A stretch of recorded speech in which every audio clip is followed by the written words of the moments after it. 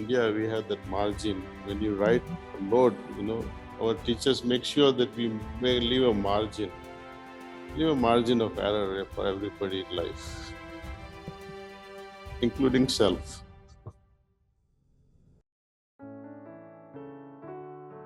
It's difficult when you have white, beautiful blouse and you go enter into a coal mine. It doesn't matter how much you try, you will still have some specks of coal particles on your shirt, which is unavoidable.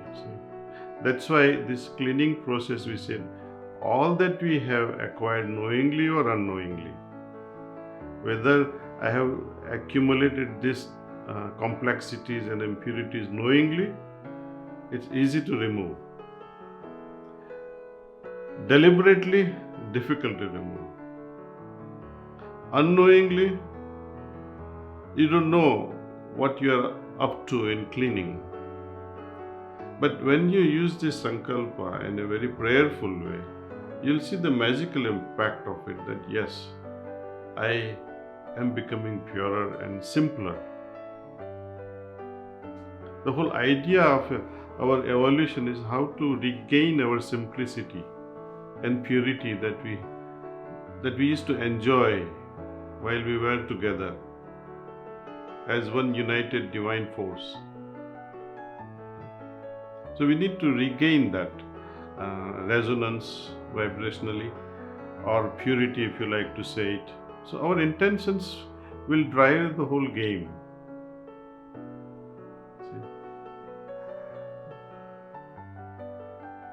When we know the importance of remaining pure, you will remain pure.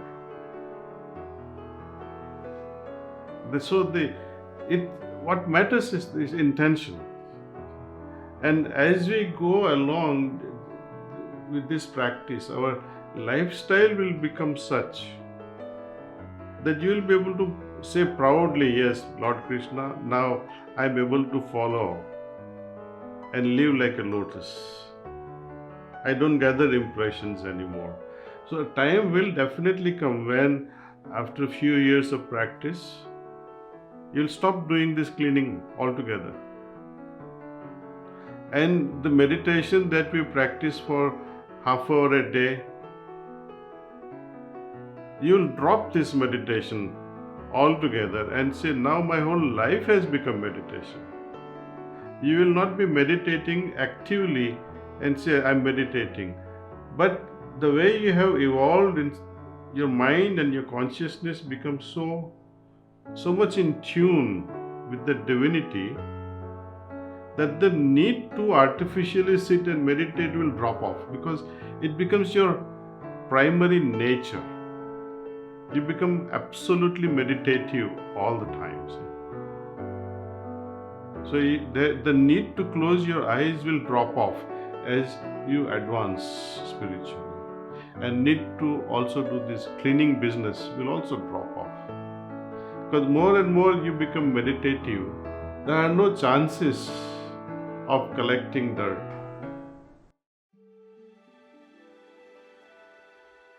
Sometimes our thoughts, when it is intended with purity, when we go deep within ourselves and we make a sankalpa, willful sankalpa, that may so and so change, or may such and such event unfold, there are chances of it happening in real world. At the same time, when we are somehow in tune with nature, resonating with nature, as they say, we are all in a field, quantum field, as they say, quantum field that covers the consciousness, or consciousness that covers the quantum field. I don't know which one is which, but I like to believe it's both. Our efforts, our thoughts, at the same time, the quantum field itself cooperates in making things real. When our thoughts are pious and not very selfish. You try and make a thought, may so and so die. It may not happen.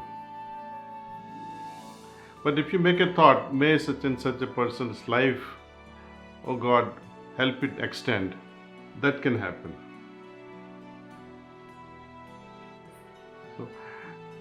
So we have to always look at the positive and brighter side of it and move on. See, and we should always be grateful to God that He's allowing things to happen. Doesn't matter how we have planned it or not, or whether it's a superficial thought or a deeper thought. It really doesn't matter. We have to always be grateful when such thing happens. Express your gratitude to that field or to consciousness or to God, and that itself will open up more vistas, more opportunities, and your potential will also get heightened. It will move in that direction and it will become better and better. See? Ego is not a real thing. Many people, they blame darkness, praise light. But you cannot admire the darkness without light. Will there be darkness ever and ever? But that is the true nature of existence. Imagine what was there when there was no universe. There was no creation. That means no suns, no stars that would emit light. So the original nature of this universe before its manifestation is darkness. Light came much later. Now, when we talk of ego, is there anything like ego at all? No, it is absence of awareness. Just as darkness is absence of light, ego is absence of your true awareness. And when you are not aware, you do all kinds of wrong things. If anything good happens in unawareness, it is only accidental. But we should not get so disappointed. Many yogis, they blame mind. They say mind is your biggest enemy. It can become your biggest enemy if mind is not in your control. You don't know how to regulate your mind. Then it can become a problem. But as far as ego is concerned, we can tame the ego and take advantage of the same for our benefit. Giving the example of sports or music or things like that. When you are performing your sports, whatever it that be, let's say yesterday you did so well. Would you be happy with your yesterday's performance? You will not. You would like to surpass yourself. Having surpassed yourself, later on you're playing with the champion and you start declaring, I am better than her. And later on you start declaring, there is nobody better than myself. So now you see the ego manifesting in a different way. I can do better than yesterday. That is Swabhiman. It's a pride of my profession. I can do better. That's a pride, self-pride, Swabhiman. But nobody is better than me when you declare such a thing. It is Gamand, arrogance. Right? It's another face of ego. One person is taking advantage of the same ego and say, I can become a better player. I can become a better musician. I can become better at my profession. But to declare with arrogance that no one is better than me, that's a problem. So ego, we should not be worried too much about it. Take advantage of it and move on with it. See? Love also. If you associate love and ego, I love so-and-so so much. Why don't we do that? See, there is no one better than me in loving my darling, for example, or I love my mother so much. No one loves their mother so much. So we can utilize this ego in a positive way. But when we start blowing our own trumpets in a very negative way, my way or otherwise, then that ego will clash with your loved ones and you will become their enemy.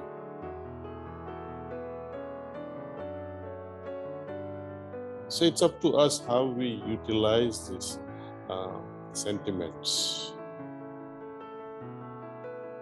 Either you can build with it or you can destroy it. It's like knife. With knife you can cut vegetables and cook nice dishes. It's the same knife you can use to kill someone too. So ego is like that. See? And that's why we have these spiritual practices. It's very easy to renounce the world. You can become a renunciate, you can become a sannyasi. It's just very easy. But to renounce your ego is not everybody's job.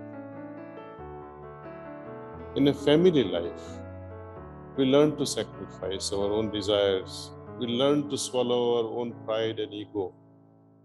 That's why it's a training ground where you can learn to love each other. And then we become eligible to love God. First we master. The family is the playground where we practice.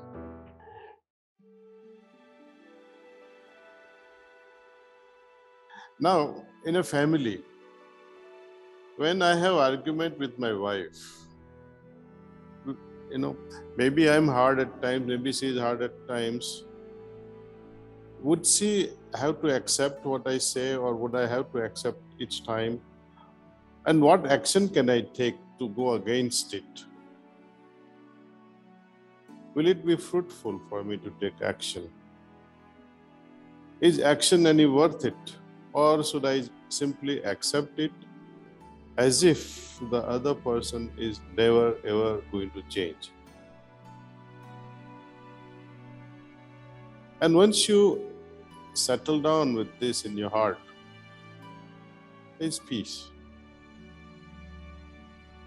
It's difficult.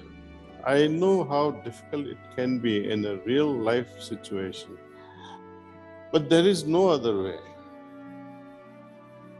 If I don't accept the situation which is troublesome, I will suffer.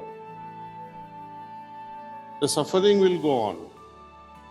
At the same time, I will not learn anything out of this suffering because I am rejecting it all the time. But the moment I accept it, okay, I accept this. Now I'll start working on the next phase of action. The solution will come. But if I rebel it, how dare she, when I address my wife like that, then I will never have a solution.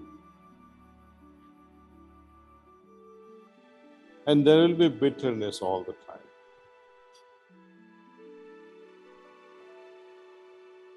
So, understanding that I am weak, other person is also weak. I am imperfect, she is also imperfect. When there are imperfect beings, there is going to be noise and friction. It's okay. Leave a little bit of margin. In India, we have that margin. When you write a note, our teachers make sure that we may leave a margin. Leave a margin of error for everybody in life, including self. There will be peace then. So when we love, we let go of so many mistakes. We close our eyes. Okay, go ahead, do that. It's all right. Acceptance shows how much you love the other person.